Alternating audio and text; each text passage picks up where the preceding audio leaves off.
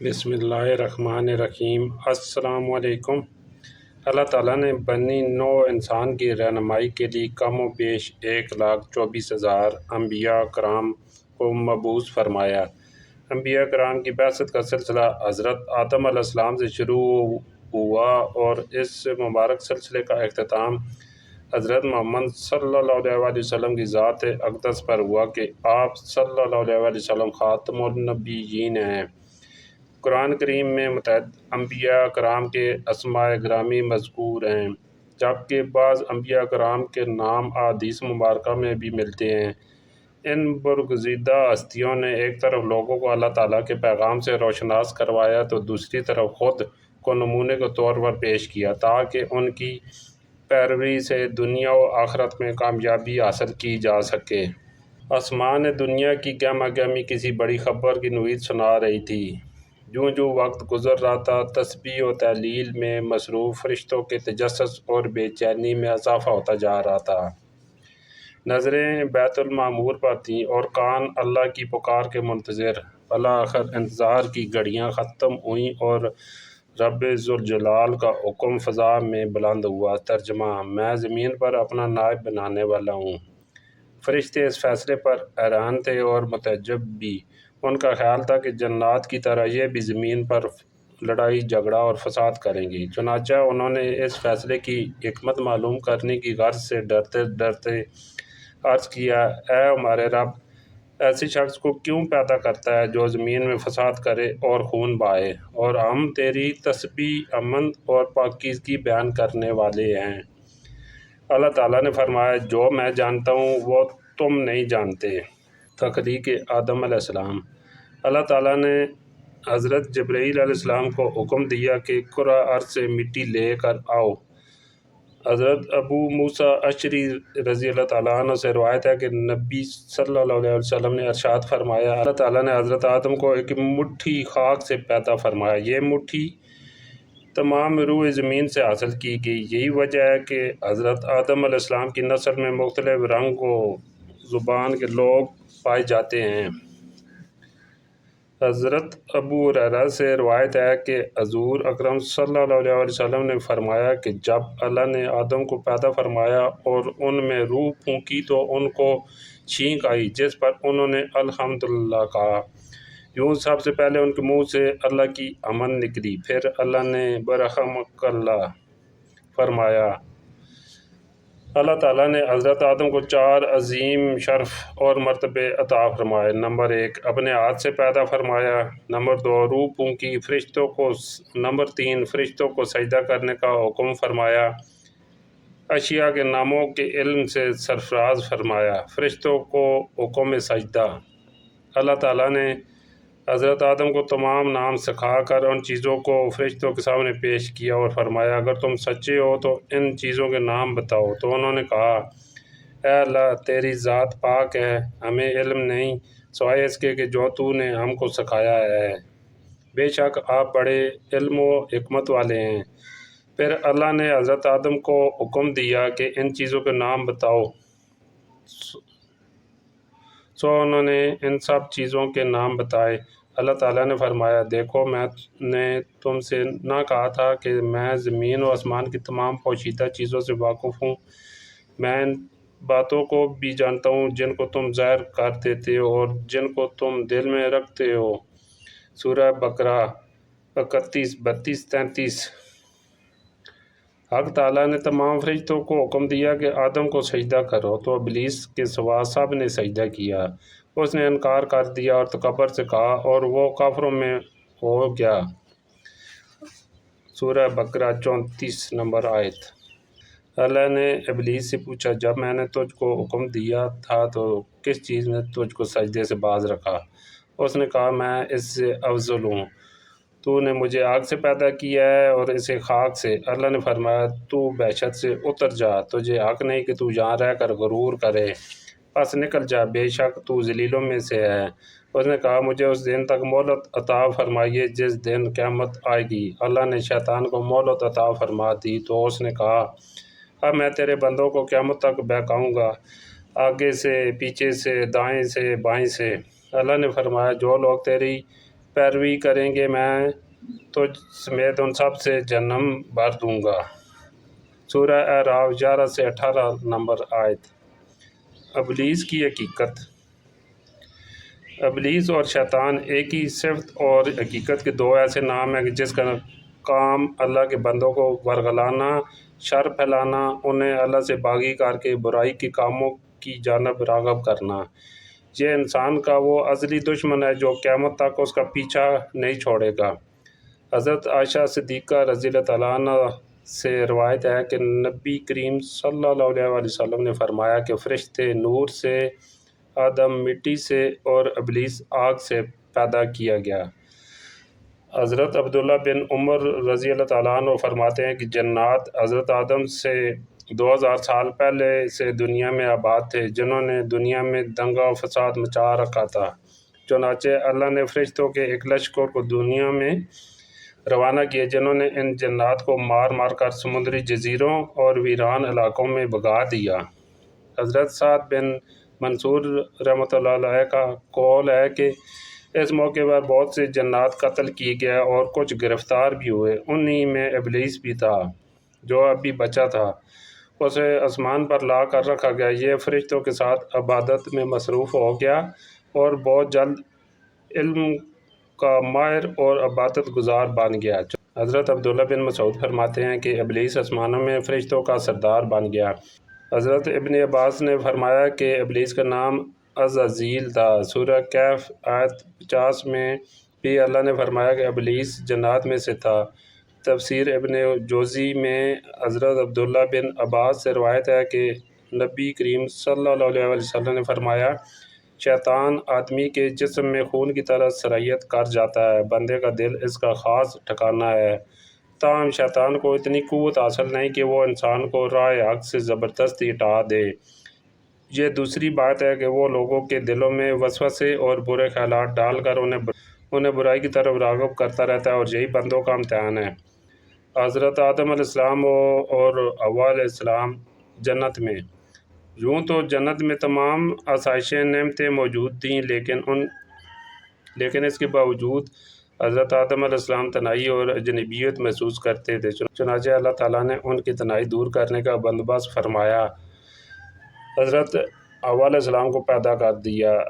محمد بن اسحاق حضرت ابن عباس سے روایت کرتے ہیں، حضرت حوا علیہ السلام کو حضرت آدم علیہ السلام کی بائیں طرف کی چھوٹی پسلی سے پیدا کیا گیا جب کہ وہ سو رہے تھے۔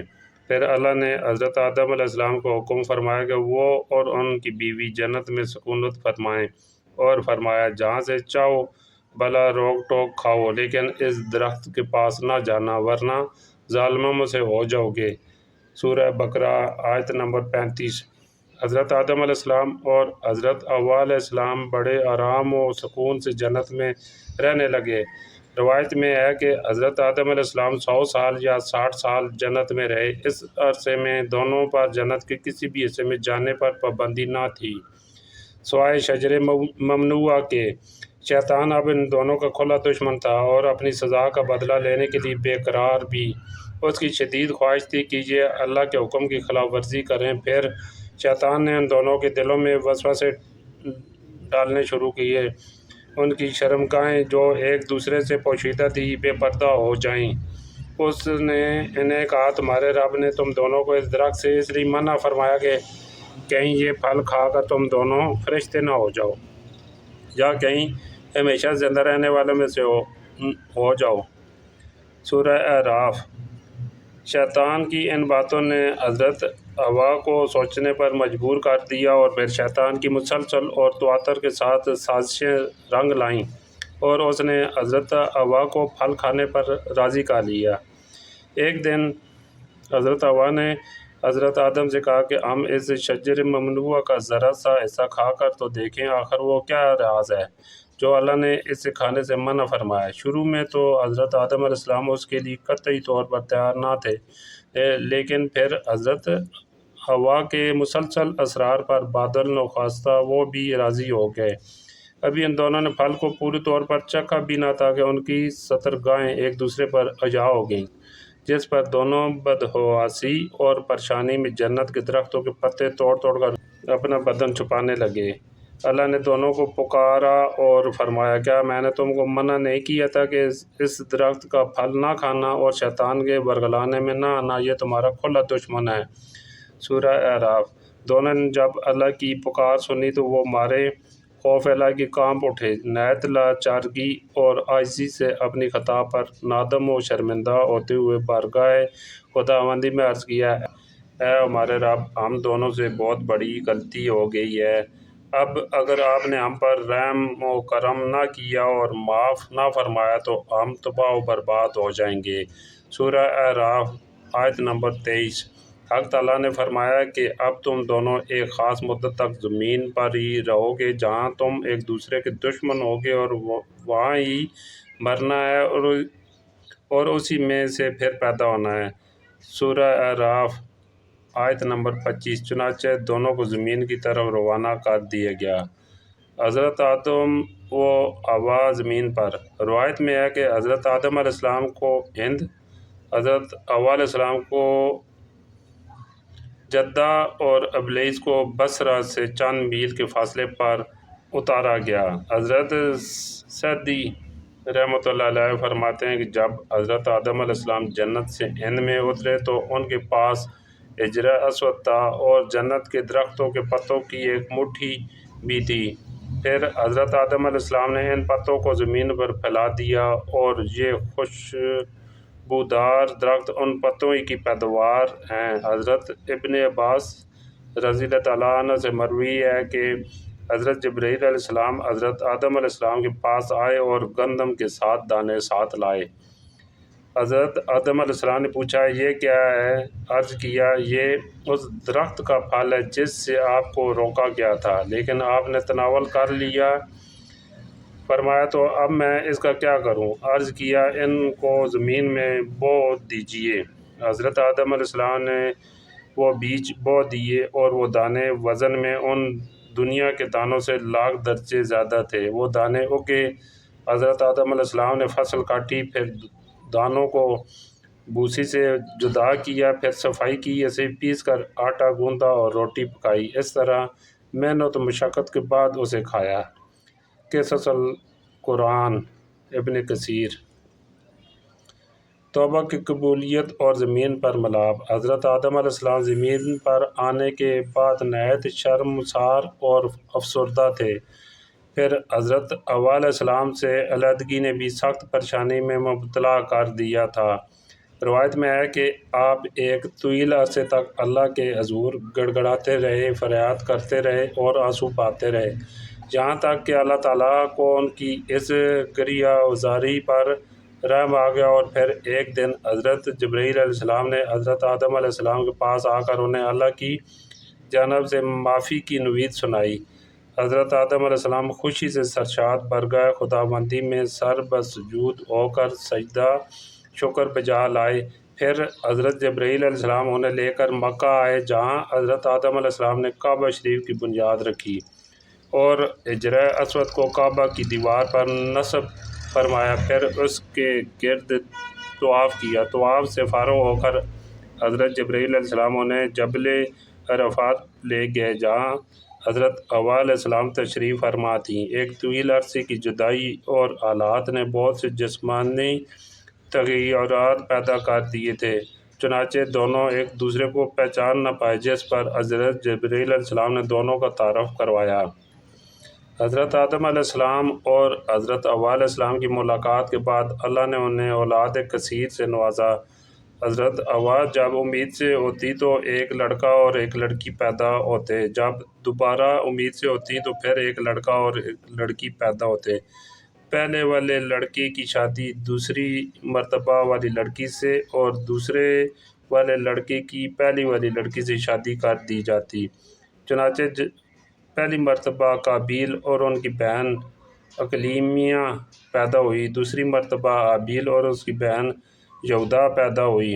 حضرت آدم علیہ السلام نے اقلیمیہ کی شادی حابیل سے اور یہودیہ کی شادی قابیل سے کرنا چاہی، مگر قابیل نے یہودہ سے شادی سے انکار کر دیا۔ وہ اقلیمیہ سے شادی کرنا چاہتا تھا کیونکہ وہ یہودہ سے زیادہ خوبصورت تھی۔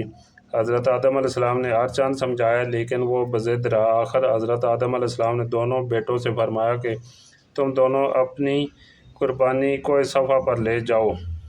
اللہ کے حکم سے آسمان سے آگ آئے گی جو حق کا فیصلہ کر دے گی۔ دونوں اپنی قربانیوں کو لے کر جبل صفا پہنچے۔ چونکہ حابیل حق پر تھا اس لیے اس کی قربانی قبول کر دی گئی۔ اس پر حابیل کا جانی دشمن ہو گیا اور پھر ایک دن اس نے حابیل کو قتل کر ڈالا۔ دنیا میں انسان کا پہلا قتل اور پہلی قبر۔ حابیل کے قتل کے بعد قابیل کو یہ فکر لاحق ہوئی کہ اس کی لاش کیسے چھپائے۔ وہ لاش کو کندھوں پر رکھ کر مارا مارا پھرتا رہا۔ آخر اللہ تعالیٰ نے ایک کوے کے ذریعے اسے بھائی کی لاش دفنانے کا طریقہ سکھایا۔ قرآن پاک میں ہے، پھر اللہ نے ایک کوے کو بھیجا جو زمین کھودنے لگا تاکہ اسے بتلائے کہ بھائی کی لاش کو کیسے چھپائے۔ کہنے لگا کہ افسوس میری حالت پر، کیا میں اس سے بھی کیا گزرا ہوں کہ اس کوے کے برابر ہوتا اور اپنے بھائی کی لاش کو چھپا دیتا۔ پھر وہ بہت پشیمان ہوا۔ المائدہ 31 نمبر آیت۔ حضرت آدم علیہ السلام کی وفات۔ حضرت آدم علیہ السلام کی وفات کا وقت آیا اور فرشتے گھر میں داخل ہوئے تو آپ سمجھ گئے۔ اپنے اہلیہ حضرت حوا اور اپنے بچوں سے فرمایا کہ تم سب مجھے تنہا چھوڑ دو۔ اس کے بعد آپ اللہ تعالیٰ کی حمد و ثنا میں مصروف ہو گئے۔ فرشتوں نے روح قبض کی، پھر غسل دے کر کفن دیا، خوشبو لگائی، گڑھا کھود کر قبر بنائی۔ حضرت جبرائیل علیہ السلام نے ان کے بیٹے حضرت شیث علیہ السلام کو نماز جنازہ پڑھنے کا طریقہ بتایا۔ آپ علیہ السلام نے نماز جنازہ پڑھائی۔ عام طور پر تاریخی کتب میں حضرت آدم علیہ السلام کی عمر مبارکہ 960 سال بیان کی گئی ہے۔